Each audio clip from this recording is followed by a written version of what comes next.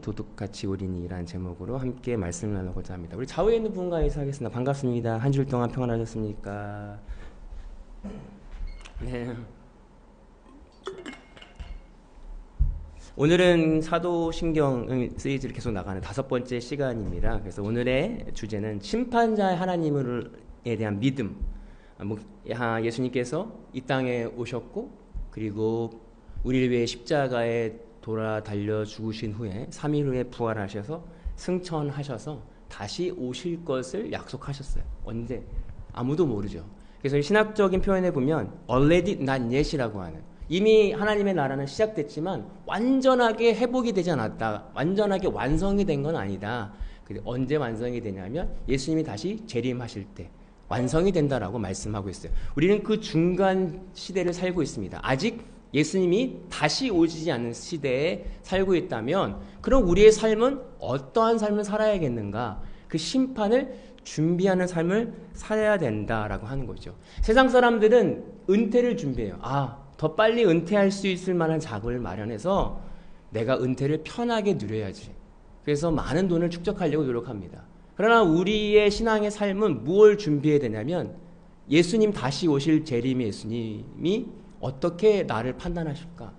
나를 어떻게 바라보실까를 준비하는 게 우리의 모습이 될 줄 믿습니다. 오늘 세상 사람들과 우리와의 준비되어야 할 생활 방향성이 다름을 우리가 기억해야 된다라고 하는 거죠. 그래서 오늘 사도신경에서 우리가 고백하는 것 중에 또 이번 6번째는 심판자로 오실 예수님이 하나님이 곧 심판하실 것을 믿는다라고 하는 거예요. 왜냐하면 오늘 본문 베드로후서에 나오면 당시 교회 안에 핍박과 거짓 선생님들이 있었어요. 그게 무슨 얘기냐면, 죽어도 많은 사람들이, 신앙의 선배들이 죽고 세상에 아무런 변화가 없지 않냐, 별거 아니야, 그 심판 안 오실 거야. 왜냐하면 이미 너의 조상도 죽고 죽었는데 이 땅에 아무런 일이 벌어지지 않으니 안 오실 거야. 우리 다시 오시지 않을 거야. 그래서 니네들이 원하는 대로 살아. 다시 오시지 않는데 이 땅에서 그렇게 힘들게 살아서 뭐해? 라고 하는 거짓 교사들이 있었기 때문에 오늘 베드로후서를 통해서 기자는 아니다, 하나님이 약속하신 그 심판이 정말 있다, 정말 더 오실 것이니까 준비해라 라고 하는 거예요. 오늘 이 땅에서의 가장 큰 문제는 뭐냐면, 교회 안에도 세상적 가치가 들어오는 것입니다. 교회 안에도 세상의 물질 만능과 이것들이 들어오면서 세상과 교회가 별 다를 게 없는 거예요. 그 당시 마찬가지도 교회에서 니네들이 하고 싶은 대로 살아, 탐욕대로 살아라는 거예요. 예수님 다시 오시지 않으니까 그냥 지금 즐기던 대로 살아라. 얼마나 달콤하고 유혹적인 말이에요. 오늘 우리 동일하게 우리 지금 시대에도 각자의 삶의 기준을 인정하는 시대에 살고 있어요. 포스트 모더니즘이라고 그러죠. 각자의 네가 원하는 거, 네가 좋게 보여? 그러면 그건 좋은 거야. 네가 이뻐 보여? 그건 네가 이쁜 거야. 기준이 없이 각자의 기준대로 살아가는 시대를 살고 있습니다. 그러나 오늘 말씀에서 우리가 바라봐야 될 건 오늘 하나님의 말씀이 우리의 삶의 기준이 되어야 된다라고 하는 것이죠. 2절에 보면 곧 거룩한 선지자들이 예언한 말씀과 주 대신 예수께서 너희의 사도들로 말미암아 명하신 것을 기억하게 하려 하노라 라고 말씀하고 있죠. 오늘 베드로가 그들에게 거짓 선지자들이, 거짓 선생들이 심판이 없다라고 하는 거 아니야. 선지자들이 기록했고 그 명령대로, 그리고 주께서 말씀하신 언약의 말씀이 있다라고 하는 것을 기억해. 너네 잊어버렸어? 아니야. 예수님이 올라가시면서 나 다시 올 거야. 준비해라고 했어. 진짜 심판은 있어. 정말 있다라고 하는 그 말씀을 다시 기억하라고 말씀하고 있습니다. 여러분, 왜 우리가 흐려지냐면, 왜 우리가 약속을 흐려지냐면, 살다 보니까 자기 합리화할 때가 많이 있어요. 3절과 4절에 5절에 보면 먼저 이것을 알지니 말세에 조롱하는 자들이 와서 자기의 정욕에 따라 행하며 조롱하여 이르되 주께서 강림하시는 약속이 어디 있느냐? 조상들이 잔 후로부터 만물이 처음 창조될 때와 같이 그냥 있다 하니 이는 하늘의 예적부터 있는 것과 땅이 물에서 나와 물로 성립된 것도 하나님의 말씀으로 된 것을 그들을 일부러 잊으려고 함이라 라고 말씀해요. 알고 있지만 그들이 일부러 자기의 의지대로 잊으려고 했다는 거예요. 우리가 하나님의 말씀인 계속해서 선포되어지고 있었어요. 오래전부터 언약대로. 그러나 오늘 성경 기자는 그들이 일부러 자기의 의대로 자기의 노력대로 하나님의 말씀을 잊으려고 했다는 것입니다. 오늘 지금 현대 우리 삶을 살할 때 우리는 어떻게 하냐면 우리 합리화를 많이 해요. 이거는 아닐 거야. 이거 너무 내 환경과 기준을 봤을 때 하나님께서 이렇게 하시지 않을까? 하나님이 이미 말씀하셨는데 내 환경이 그러니까 요거는 좀 이렇게 하시지 않을까? 우회적으로 하지 않을까? 우리가 여전히 내 생각과 기준이 있어요. 그림 한 장을 보겠습니다. 다음 장에 보면 그림이 하나 나오는데요. 여러분은 이 그림이 어떤 그림으로 보이세요? 어떤 사람들은 두 사람의 얼굴이 마주보는 것처럼 보일 거예요. 어떤 사람들은 어떤 사람의 주장은 잔이 하나 있다. 하얀색을 더 강하게 봐서 어떤 모양을 그렸을 거다. 어떤 사람들은 검정 그림이 더 강하게 보여서 아니다. 두 사람의 얼굴이 마주보는 거다. 어떤 게 맞는 판단일까요? 보세요. 근데 두 가지 다 맞을 수 있잖아요. 우리 인간의 판단의 기준이 각자의 다른 시선을 가지고 있어요. 어떤 사람의 시선에서는 저 그림이 두 사람의 얼굴이다. 어떤 사람의 시선에서는 아니다. 잔이다. 여러분 우리가 판단하는 것과 분별하는 것과의 차이가 뭔가? 판단하는 것은 내가 판단하는 거죠. 이거는 잘못된 거야. 이거는 잘된 거야. 근데 분별은요. 내가 하는 게 아니라 하나님, 성령 하나님을 의지해서 하려고 말씀을 통해서 이 내게 향하신 뜻이 무엇인지를 분별하려고 모든 것의 그 프리즘이 하나님의 말씀과 하나님의 은혜와 지혜를 통해서 하려고 하는 것이 분별입니다. 우리가 잘 알듯이 어떻게 처음 내 스스로 판단하게 됐냐면 아담과 하와가 선악과를 먹었죠. 그리고 그들이 그전에는 자기가 벗은 것을 판단하지 않았어요. 내가 벗으면 내가 잘못된 건가? 아담과 하와가 그 선악과를 먹은 후에 그들에게 들어왔던 첫 번째 죄성이 뭐냐면 판단하는 거였어. 내가 벗었네.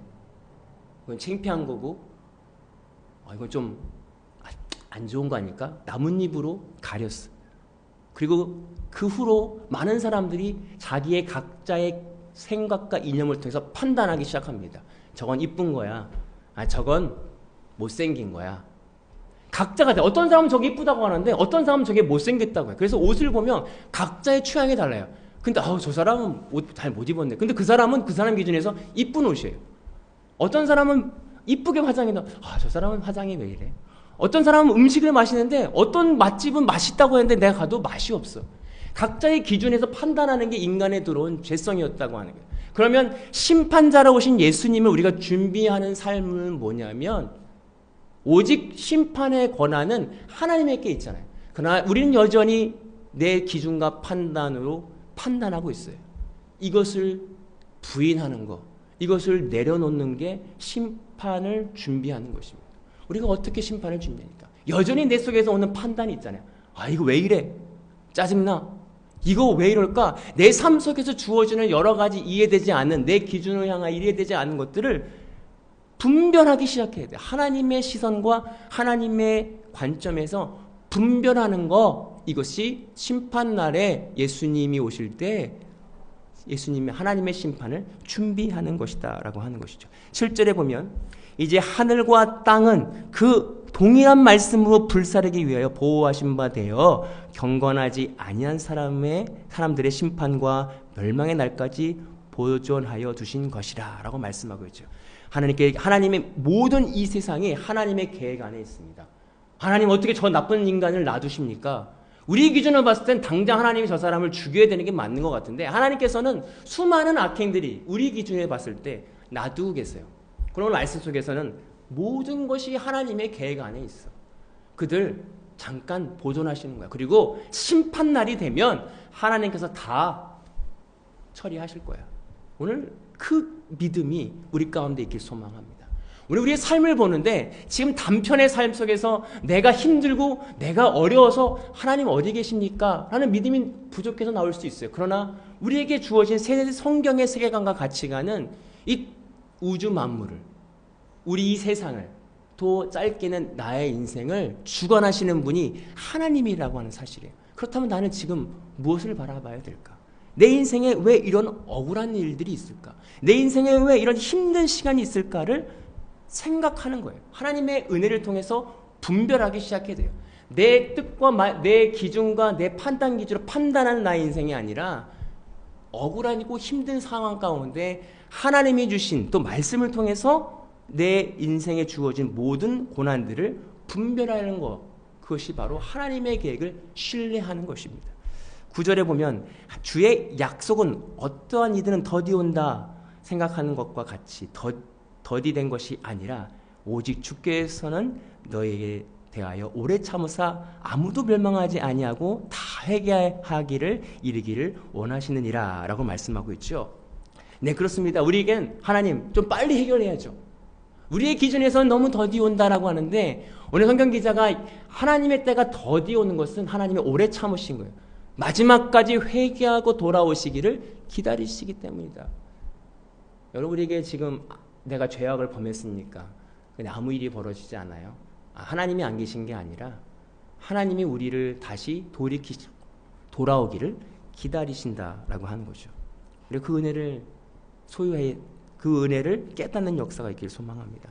10절에 보면 그러나 주의 날이 도둑같이 오리니 그 날에는 하늘이 큰 소리로 떠나가고 물질이 뜨거운 불에 풀어지고 땅과 그 중에 있는 모든 일이 드러나는도다 라고 말씀하시고 있습니다. 그 날이 도적같이 온대요. 하나님의 날이, 심판의 날이 아무도 알려주지 않아요. 많은 인하들이 매달 며칠에 오신다 알 수가 없죠.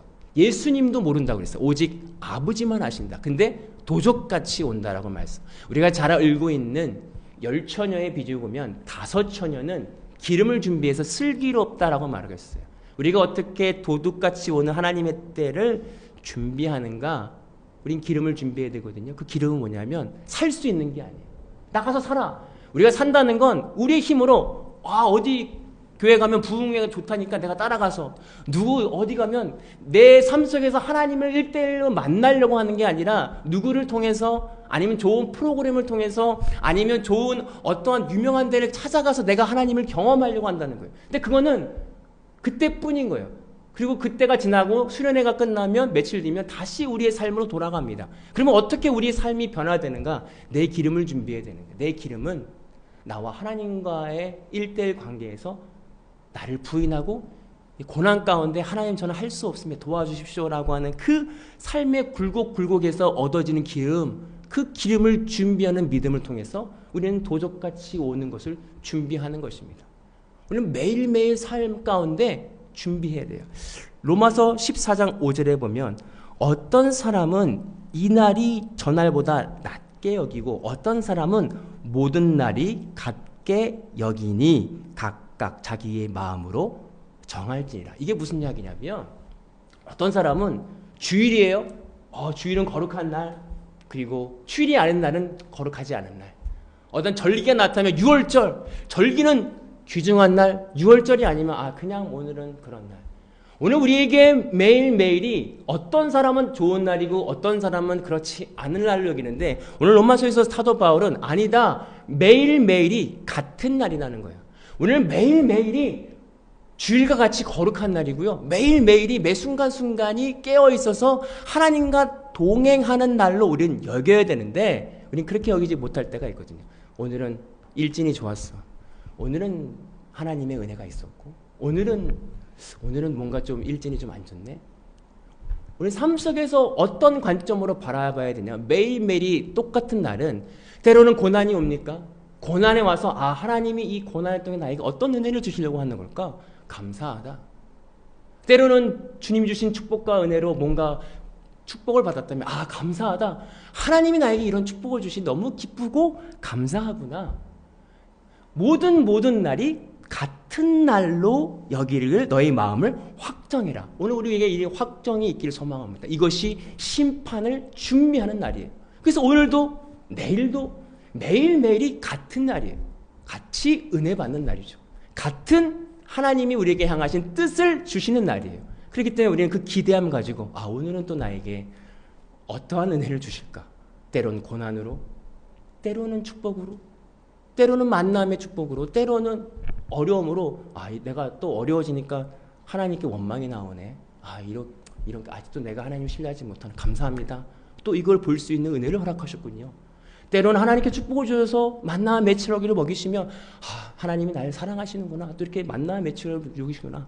그래서 사도 바울이 고백한 건 내가 빈부에 처할 줄도 알고 내가 부에 처할 줄도 아는 일체의 비결을 배웠다는 이유는 뭐냐면 사도 바울에게 매일매일은 하나님의 은혜의 날로 여겼다는 것입니다.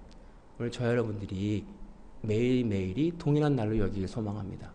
매일매일이 주일과 같고 매일매일이 하나님과 동행하는 것, 이것이 깨어있는 것이고 도둑같이 오는 그 하나님의 심판을 준비하는 것입니다.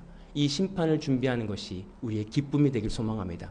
두려움으로 너무 무서워 이것이 아니라 경험함으로 정말 겸손함으로 그 심판을 준비할 때 하나님이 오실 때 하나님 오셨어요. 마라나타 주 어서 오시옵소서.